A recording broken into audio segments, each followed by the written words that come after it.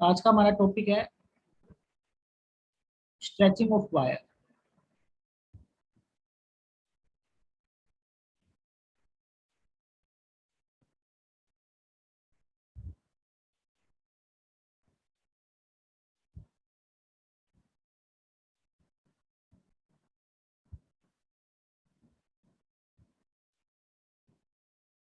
ये क्वेश्चन, इसका जो क्वेश्चन आएगा आपके पास बड़ा ट्रिकी टाइप क्वेश्चन मैं आपको करवाऊंगा।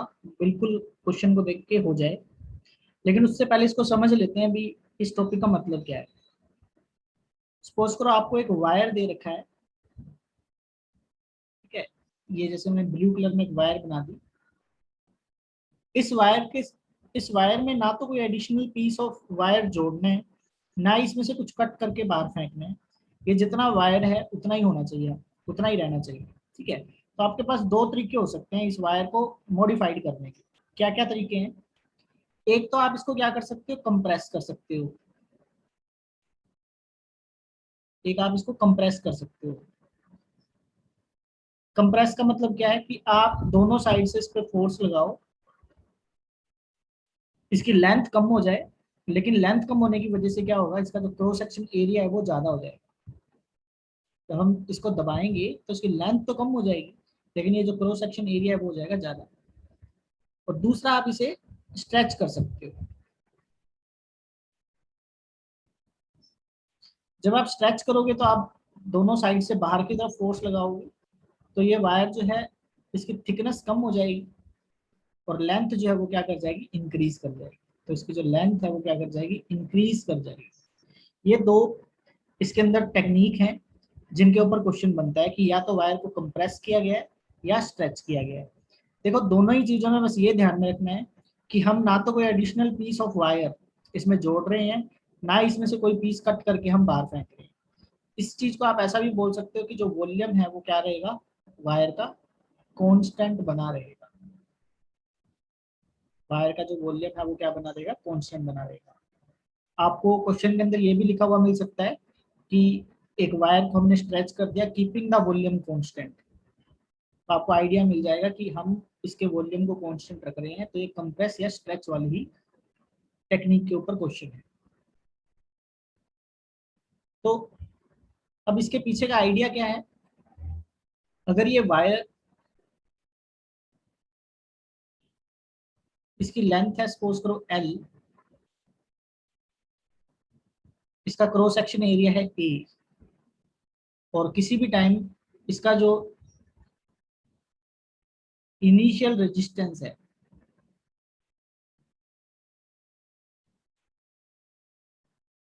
वो सपोज कर लेते हैं हम आर, और हमें पता है ये आर किसके बराबर होगा, रो एल बाय ए के बराबर होगा। ये फॉर्मूला हमने लास्ट लेक्चर में किया था। अगर हम इस वायर को स्ट्रेच कर देंगे तो एल इंक्रीज हो जाएगा और एरिया डिक्रीज हो जाएगा, अभी मैंने बताया।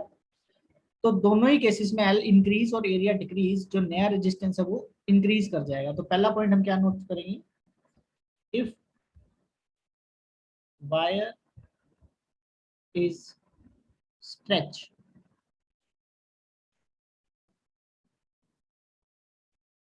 Then resistance increases. जो रेजिस्टेंस है वो क्या करेगा, इंक्रीज कर जाएगा।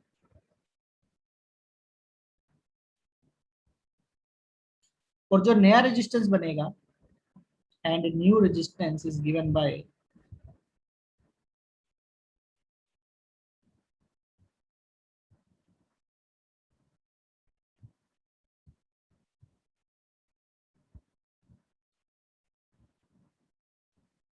R1 divide by R2।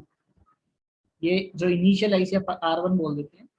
R1 divide by R2 is equal to, या तो इसे कह दो L1 A2 divide by L2 A1। आपको समझ में आया कैसे? अगर R1 की वैल्यू ये है तो R2 की वैल्यू क्या बनेगी, रो तो सेम ही रहेगा क्योंकि मटेरियल नहीं चेंज कर रहे हैं। जो लेंथ पहले L1 और एरिया A1 था, अब वो लेंथ नई L2 और एरिया A2 हो जाएगा। तो मैं R1 को R2 से डिवाइड करूंगा तो रो से रो cancel, L1 by L2 A2 by A1 रह जाएगा। या हम क्या लिख सकते हैं इसको, या हम सिंपली लिख सकते हैं L1 बाई L2 का स्क्वायर, या हम इसको लिख सकते हैं सिंपली A2 बाई A1 का स्क्वायर।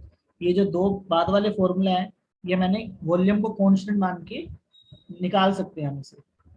वॉल्यूम कांस्टेंट का मतलब होगा कि पहले जितनी लेंथ थी और पहले जितना एरिया था इनका मल्टीप्लिकेशन वॉल्यूम बनाएगा, बाद में जितनी लेंथ है और बाद में जितना एरिया है उसका मल्टीप्लिकेशन आपस में इक्वल होंगे। तो यहाँ से L1 बाई L2 की वैल्यू A1 बाई A2 आ जाएगी, A1 बाई A2 की वैल्यू L1 बाई L2 आ जाएगी। तो L1 बाई L2 की वैल्यू को पुट करेंगे तो A2 square by A1 square बन जाएगा। A2 बाई A1 की वैल्यू को इस फॉर्मूला में पुट करेंगे तो L1 बाई L2 का होल स्क्वायर बन जाएगा। या फिर अगर इस वायर का रेडियस दिया हो तो R2 डिवाइड बाई R1 का 4 पावर आ जाएगी, क्योंकि हमें पता है कि अगर ये सर्कुलर क्रॉस सेक्शन होगा तो एरिया की वैल्यू को पाई आर स्क्वायर बोला जाना चाहिए। तो यहाँ पर ए का स्क्वायर है यानी कि पाई R1 का 4, पाई स्क्वायर से पाई स्क्वायर कैंसिल हो जाएगा ऊपर नीचे। तो ये इस तरह से हम फॉर्मूला, ये जो सारे फॉर्मूला मैंने लिखे हैं ये है न्यू रेजिस्टेंस के फॉर्मूला। अब आप कहोगे सर इसमें न्यू रेजिस्टेंस कौन है, तो न्यू रेजिस्टेंस है इसमें R2।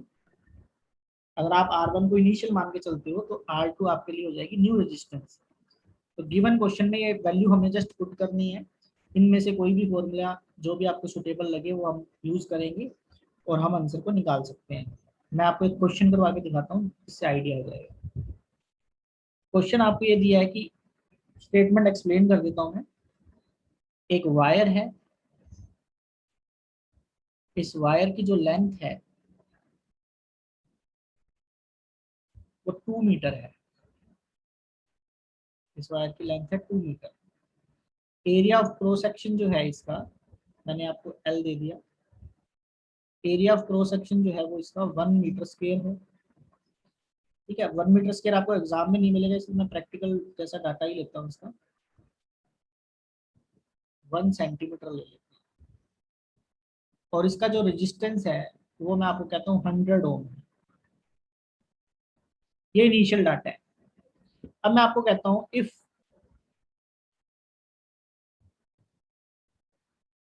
Length is double, length को हम डबल कर दें तो नया रेजिस्टेंस क्या होगा, न्यू रेजिस्टेंस क्या होगा।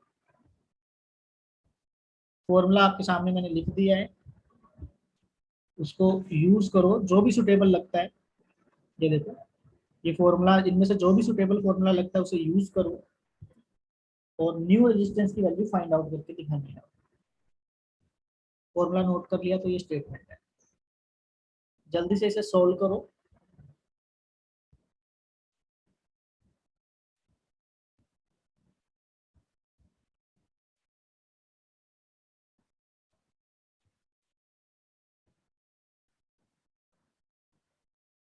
कैसे सोल्व कर रहे हो आप, ऐसे लिख रहे हो R1 बाई R2।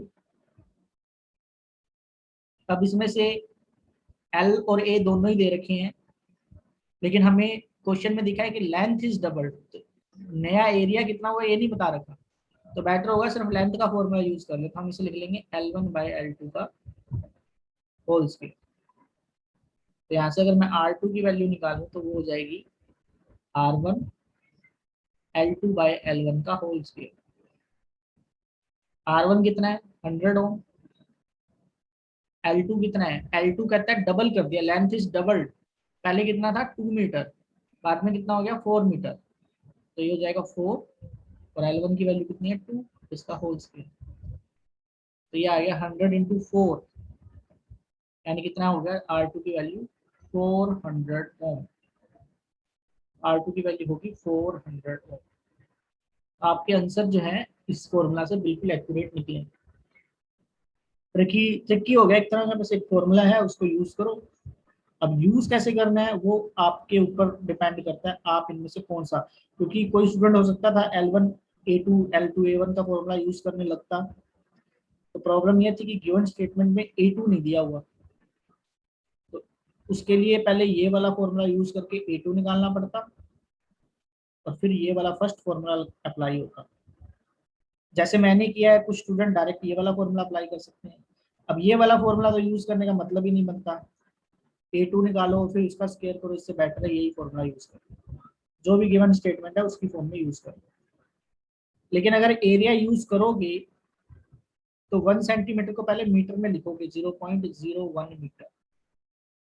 ये मैंने आपको सिखा दिया था कि यूनिट सबसे पहले सही करने होते हैं, उसके बाद ही न्यूमेरिकल में वैल्यू को पुट करना होता है।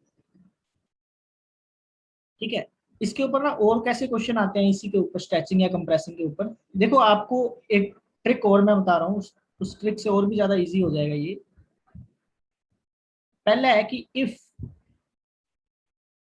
न्यू लेंथ, अगर आपको पता चले कि जो न्यू लेंथ है, जिसे मैं L2 लिख रहा हूँ, वो n times of initial length हो गई है, जैसे मैंने कहा डबल हो गई है। फॉर डबल, अगर हम कहीं डबल हो गई है तो इसका मतलब होगा n की वैल्यू कितनी हो गई है, बताओ। अगर मैं कह दूं लेंथ को मैंने डबल कर दिया तो n की वैल्यू कितनी, अगर मैंने वायर को स्ट्रेच करके लेंथ को डबल कर दिया तो इसका मतलब इस फॉर्मूला में n की वैल्यू को कितना यूज करेंगे। सर लेंथ नु डबल किया जाए। हाँ हाँ, लेंथ को डबल किया है। लेंथ को, ये L1 इनिशियल लेंथ है, L2 फाइनल लेंथ है, L2 डबल कर दिया इनिशियल का, यानी n की वैल्यू कितनी आ जाएगी, 2 आ जाएगी। आपको कह दे ट्रिपल कर दिया तो अब समझ में आ जाएगा कितना का, इसका मतलब n की वैल्यू कितनी होगी, 3 होगी। ठीक है, अगर आपको कह दे फॉर हाफ, आपको कह दे कि हाफ कर दिया, लेंथ को कितना कर दिया, हाफ कर दिया, तो n की वैल्यू हो जाएगी 1/2। इस तरह से।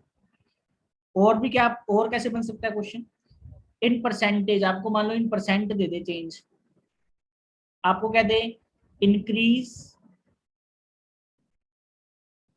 बाय 10%, आपको कहते 10% बढ़ा दी, तो 1% का मतलब ध्यान में रखना, 1% का मतलब होगा L1 प्लस 1/100 L1, ऐसे याद रखो। अगर आपको कहते 1% इंक्रीज कर दिया तो L1 प्लस 1/100 L1, अगर आपको कहते 10% इंक्रीज कर दिया इसका मतलब L1 प्लस 10 है ना, तो 10/100 L1। आपको कहते 20% इंक्रीज कर दिया तो इसका मतलब कितनी वैल्यू, L2 की वैल्यू को कितना ले लेंगे, L2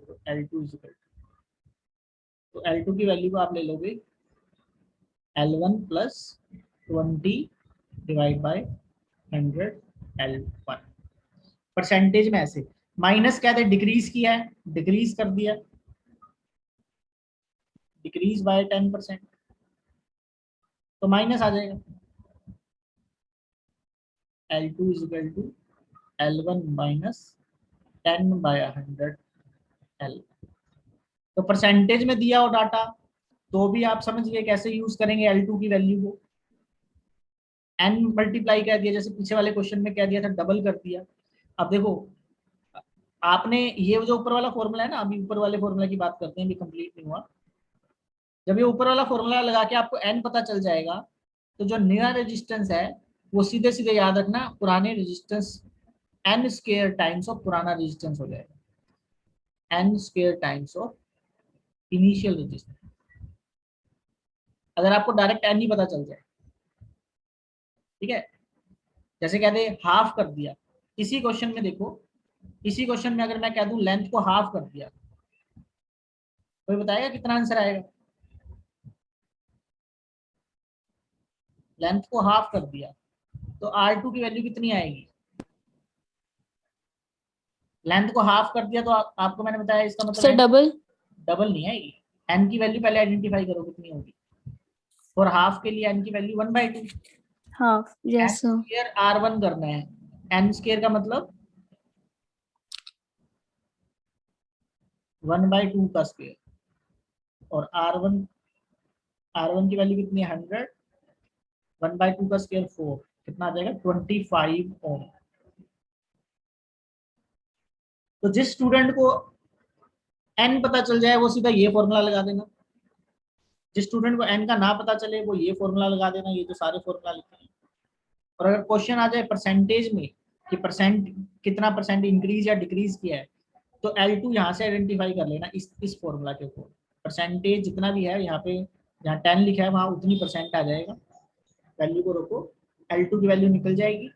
L2 की वैल्यू आते ही ये वाला फॉर्मूला लगा दो, ये वाला। ठीक है, ज्यादा कोई बड़ी बात नहीं है, बड़ा सिंपल है। लेकिन बात है कि अगर इसे थोड़ा रिवाइज करोगे और थोड़ा सा समझने की कोशिश करोगे तो ये बिल्कुल ही सिंपल कंसेप्ट है।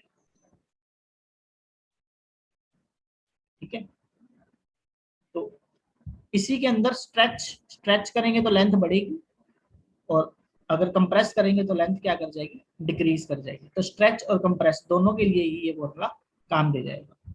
और अगर एरिया के साथ भी कोई छेड़खानी करते हैं, जैसे कि कह देते हैं कि एरिया था पहले A1 और फिर इस वायर को कंप्रेस किया गया सच दैट, कंप्रेस करने से एरिया इंक्रीज होगा, ध्यान रखना। तो कंप्रेस किया गया तो एरिया क्या हो गया, इंक्रीज हो गया, और वो एरिया हो गया A2। तो नया रेजिस्टेंस बताओ, तो यही फॉर्मूला यूज आएगा, R1/R2 = A2/A1 का whole square. In terms of area भी इसको यूज करेंगे, cross section area.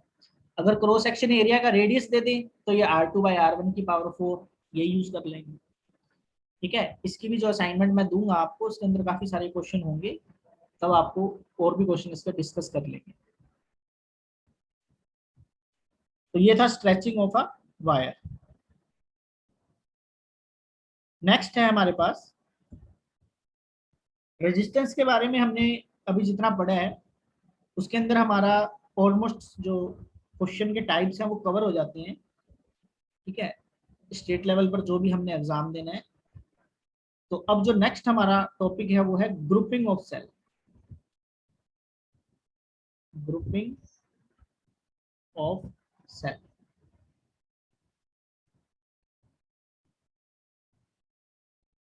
Grouping of cell में हमारे पास दो टेक्निक्स हैं, दोनों को एक एक करके पढ़ते हैं और उस पर कुछ क्वेश्चन भी करते हैं। सबसे पहले है सीरीज ग्रुपिंग।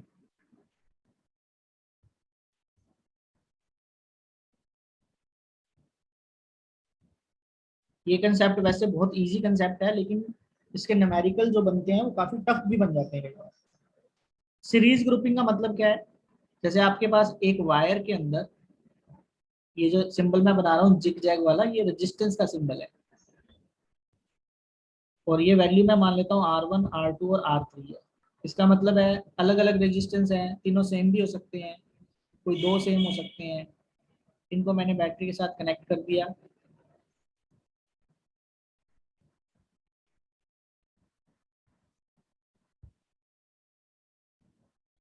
बैटरी का पॉजिटिव और नेगेटिव टर्मिनल के अकॉर्डिंग करंट यहाँ से चलेगा और इन तीनों में से पास आउट हो जाएगा। तो पहले तो आपने एक चीज को नोट करना है,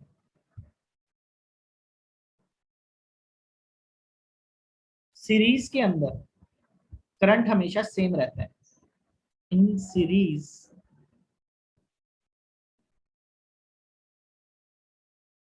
करंट रिमेन सेम। सीरीज के अंदर करंट सेम रहता है, यानी कि R1 में से भी कितना करंट फ्लो करेगा, आई करेगा। R2 में से भी कितना करेगा, आई करेगा। और R3 में से भी कितना करेगा, आई करेगा। और अगर ये बैटरी हमने V लगाई हुई है तो इस पर ओम्स लॉ फुलफिल होगा, और वो ओम्स लॉ की वैल्यू होगी V = I R equivalent. I R equivalent. अब ये इक्विवेलेंट क्या है, ये इक्विवेलेंट रेजिस्टेंस होगा कि हम ये ना माने कि तीनों R1, R2, R3 लगे हैं, इन तीनों का इक्विवेलेंट। वो इक्विवेलेंट कैसे दिया जाएगा, अगर सीरीज में लगे हैं तो सिंपली इनको क्या करो, प्लस करो। तो सीरीज में अगर लगे हुए हैं तो सिंपली इनको क्या कर दो, ऐड कर दो, और इससे आपका क्या मिल जाएगा, आर इक्विवेलेंट। उसके बाद इक्विवेलेंट पूछा है तो क्वेश्चन खत्म हो गया। अगर इसके अलावा भी कुछ पूछा है तो ओम्स लॉ इसके साथ लगाएंगे तो हमें उन क्वेश्चन के आंसर मिल जाएंगे। ठीक है, इस पर थोड़े से क्वेश्चन ट्राई करते हैं सीरीज ग्रुपिंग के ऊपर, फिर आपको और भी ज्यादा समझ में आएगा इसका मतलब क्या है। जैसे मैं आपको एक क्वेश्चन देता हूँ, बड़ा सिंपल क्वेश्चन।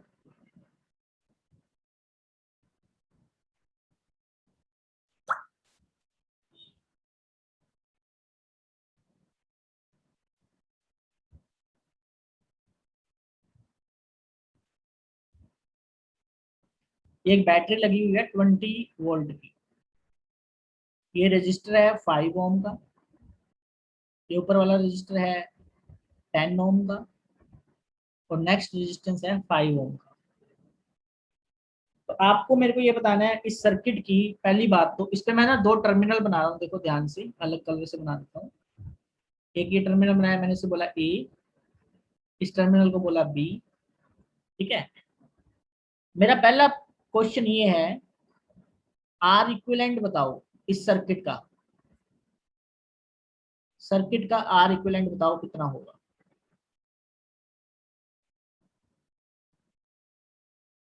सर्किट का आर इक्विवेलेंट कितना होगा।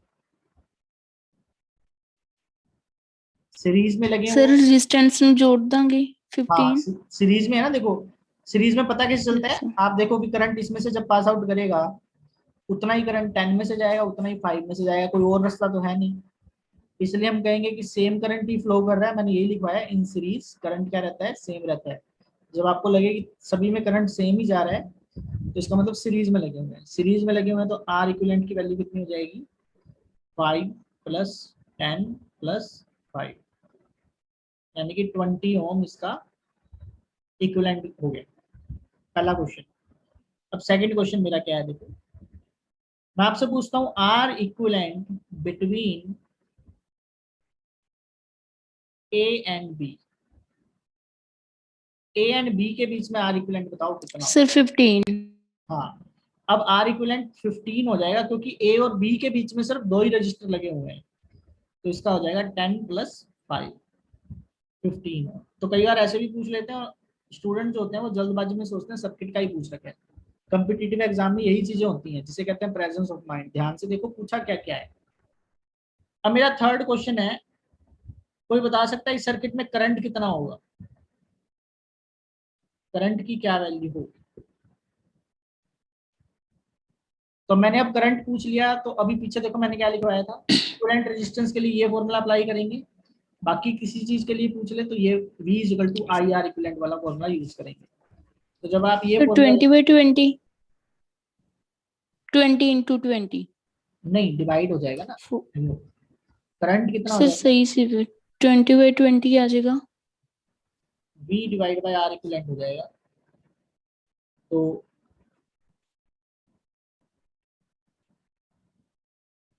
V कितना दिया हुआ है 20 वोल्ट, आर इक्विवेलेंट पूरे सर्किट का ही देखेंगे, अब पूरे सर्किट के लिए पूछा है तो तीनों को इन्वॉल्व करेंगे, तो 1 एम्पियर करंट आ जाएगा।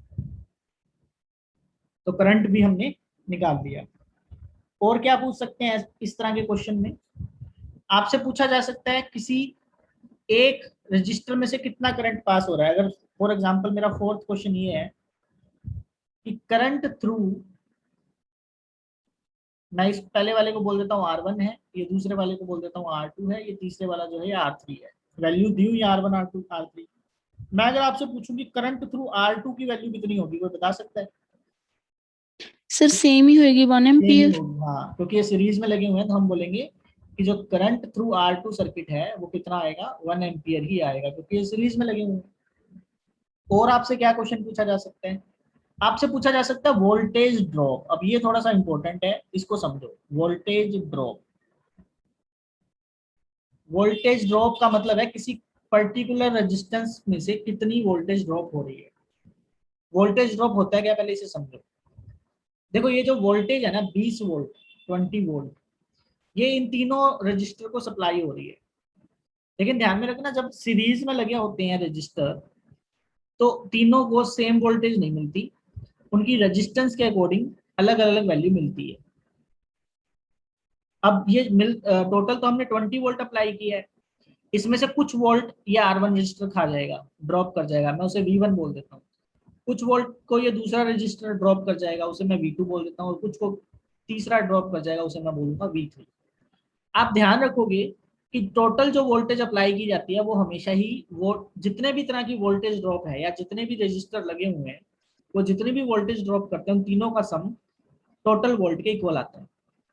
अब ये वोल्टेज ड्रॉप निकाला कैसे जाता है, अगर आपने वोल्टेज ड्रॉप R1 के क्रॉस निकालना है तो उसे V1 लिख रहा हूँ, इसकी वैल्यू होगी IR1।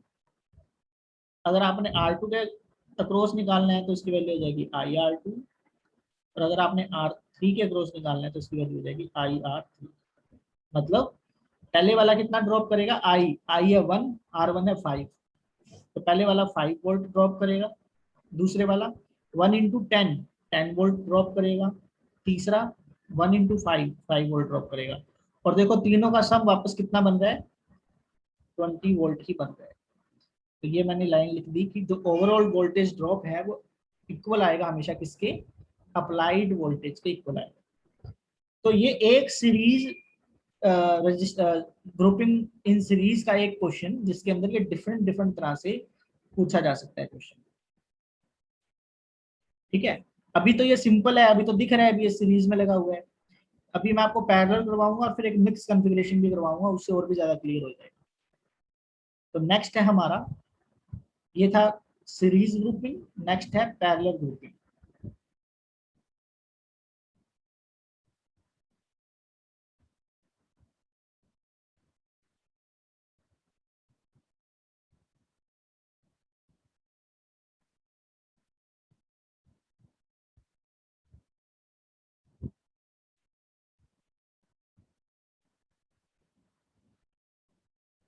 पैरेलल ग्रुपिंग में क्या होगा कि आपको 3 रजिस्टर, अब मैं 3 ही मानता हूँ बेसिकली, लेकिन 3, 2 कितने भी दिए हो सकते हैं।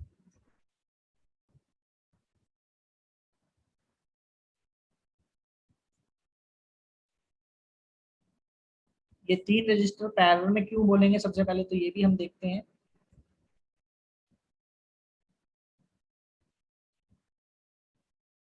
पैरेलल कॉम्बिनेशन उसको बोलते हैं जिसको जितनी वोल्टेज हमने लगाई है वो डायरेक्ट मिल रही हो। देखो अगर ये V वोल्ट अप्लाई किया मैंने, ये वैल्यू है R1, ये है R2 और ये नेक्स्ट है R3।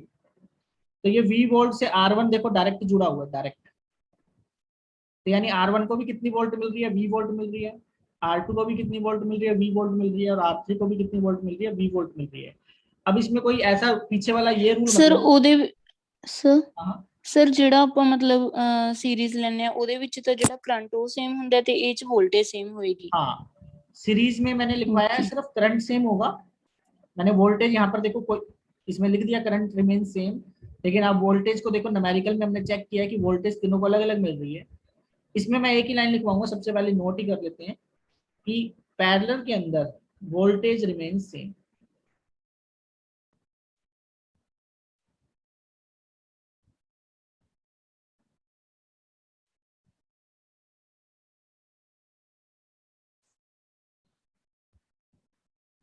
पैरेलल के अंदर, पैरेलल सर्किट के अंदर वोल्टेज सेम रहती है, यानी इन तीनों को क्या मिलेगा, वी वोल्ट। लेकिन इस केस में आप ये फॉर्मूला नहीं लगा सकते, V1 plus V2 plus V3 is equal to V। ये फॉर्मूला वैलिड नहीं होगा, क्योंकि R1 को भी V मिल रही है, R2 को भी V मिल रही है, R3 को भी मिल रही है। आप V plus V plus V करोगे वो तो 3V मिल जाएगा। तो पैरेलल में वो वाला फॉर्मूला नहीं लगाना है आपने। लेकिन इसमें करंट अलग अलग होगा। अब मान लो बाहर वाले सर्किट में करंट आई है, तो अंदर करंट डिवाइड हो जाएगा। R1 में से जाएगा I1, दूसरे में से जाएगा I2 और तीसरे में से जाएगा I3। करंट आप देख रहे हो यहाँ से जा रहा है और इस पॉइंट पर जाके करंट को 3 वायर्स में डिवाइड होना है, तो तीनों में डिवाइड हो जाएगा। तो यहाँ पर एक तो बात आती है कि R इक्विवेलेंट कितना होगा पैरेलल में। तो R इक्विवेलेंट निकालने के लिए हमें 1/R इक्विवेलेंट निकालना पड़ेगा पहले, और उसका फॉर्मूला होगा 1/R1 plus 1/R2 plus 1/R3। देखो इसमें काफी स्टूडेंट गलती कर जाते हैं, ये फॉर्मूला लगा के वो 1/R इक्विवेलेंट की वैल्यू तो निकाल लेते हैं। सपोज करो 1/R इक्विवेलेंट आ गया 1/30, लेकिन वो जल्दबाजी में क्या करते हैं, इसको सीधा करना भूल जाते हैं। ये 1/R इक्विवेलेंट की वैल्यू आई है, तो R अगर 1/R इक्विवेलेंट की वैल्यू 1/30 आई है, तो R इक्विवेलेंट की वैल्यू कितनी आ जाएगी, 30 आ जाएगी। इस चीज का ध्यान रखना है, सीधा करना भूल मत जाना, वरना क्वेश्चन के अंदर ऑप्शन वो भी पड़ी होगी जो बिना सीधा किए हुए आंसर आपका आएगा। एक इसमें आपने ध्यान में रखना है एक पॉइंट, कि पैरेलल के अंदर जो टोटल करंट है वो किसके बराबर होता है,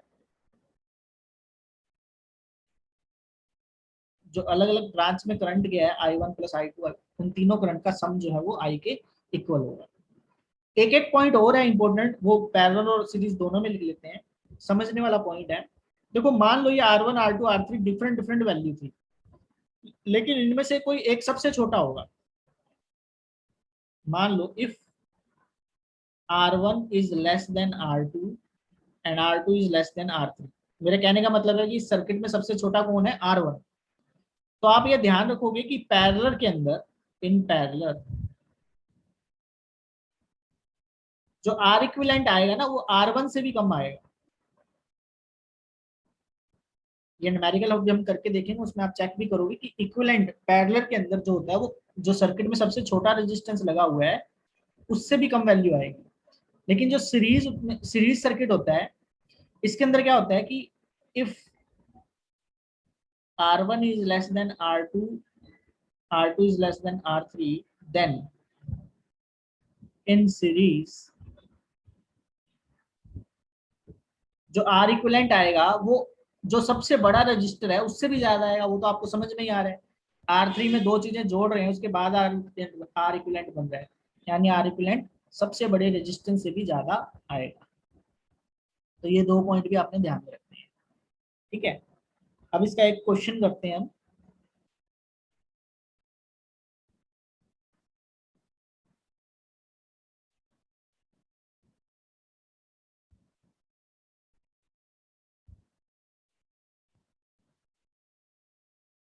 मैं आपको दो ही रेजिस्टेंस बना के दिखा रहा हूँ एक बार। तो मैंने दो रेजिस्टेंस जो है वो सर्किट में लगा दिए। 20 वोल्ट वैल्यू है बैटरी की, एक की वैल्यू है 30 ओम और एक की वैल्यू है 10 ओम। तो आप पहले तो मेरे को ये बताओ इसका आर इक्विवेलेंट कितना होगा? आर इक्विवेलेंट कितना होगा बताओ?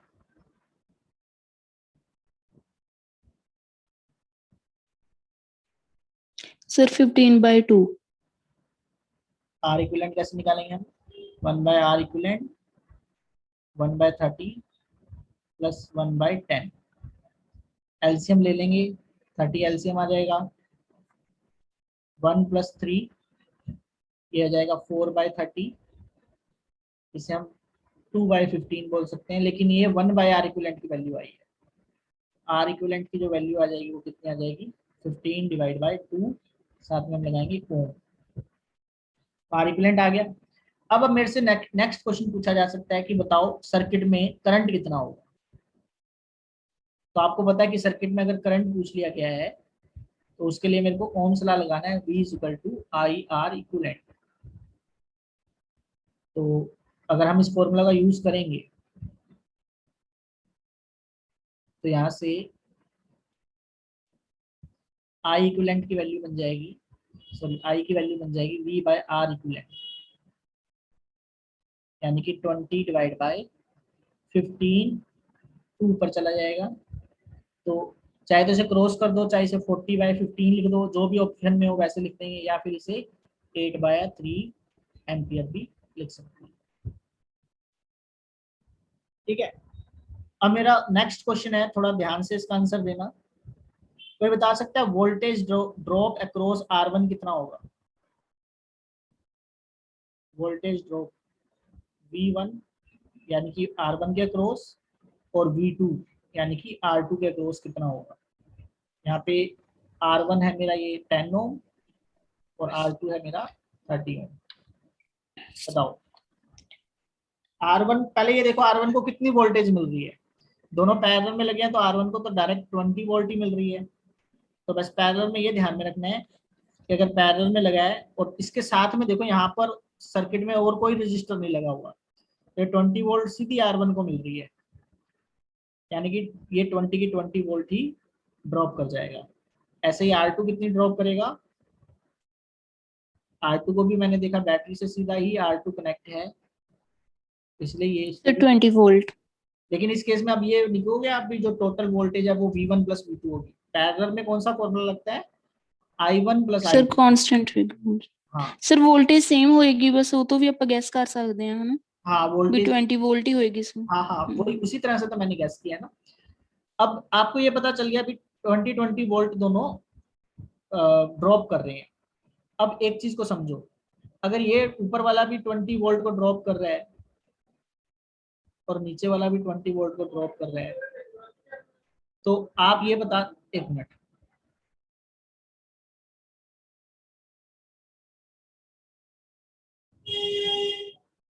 तो आप यहाँ से अगर मैं पूछूं भी I2 होता, मान लो ये ऊपर वाला सर्किट में I2 और नीचे वाले में I1, तो आप ये बता सकते हो कि I2 की वैल्यू कितनी होगी, I2 की वैल्यू कितनी होगी?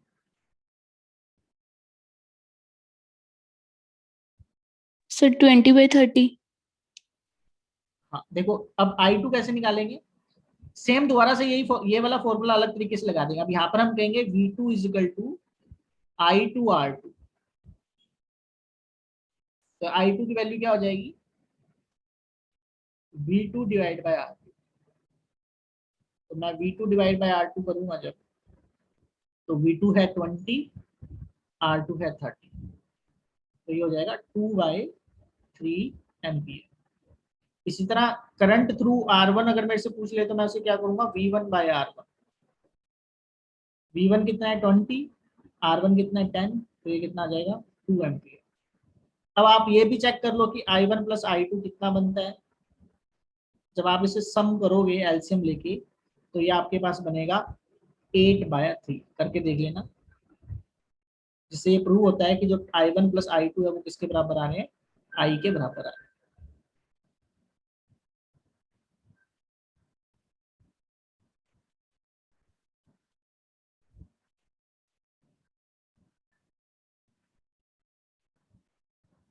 I1 की वैल्यू आई है 2 एम्पियर, इसकी वैल्यू I2 की वैल्यू है 2/3, दोनों को सम करके देख लेना एलसीएम लेके, 8/3 बनता है। तो ये सीरीज एंड पैरेलल में ग्रुपिंग विद ओम्स लॉ, जो क्वेश्चन हमसे पूछे जा सकते हैं। अब ये क्लास ऑफ हो जाएगी, दोबारा रीज्वाइन करेंगे,